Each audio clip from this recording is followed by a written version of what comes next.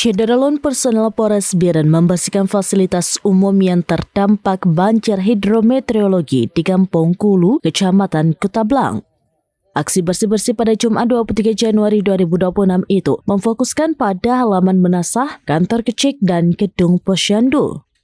Kegiatan sosial yang melibatkan anggota dari berbagai sektor tersebut dikoordinir oleh Kompol Suryanto dengan Ketua Tim Kesan Narkoba Polres Biren AKP Muhammad Khalil.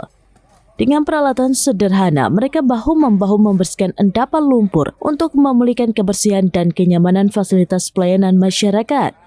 GC Kampung Kulu, Saiman, menyatakan terharu dan bangga atas kepedulian serta aksi nyata personel Polri tersebut. Menurutnya, kehadiran mereka mewujudkan slogan Polri untuk masyarakat, terutama pasca musibah banjir.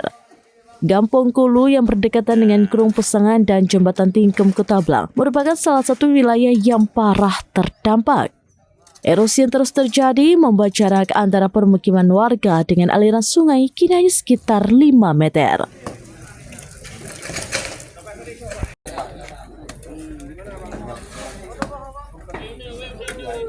Biar junior aja.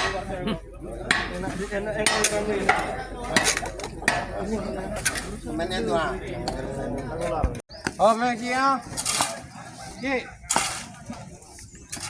Ijen. Siap. Ya. Ya.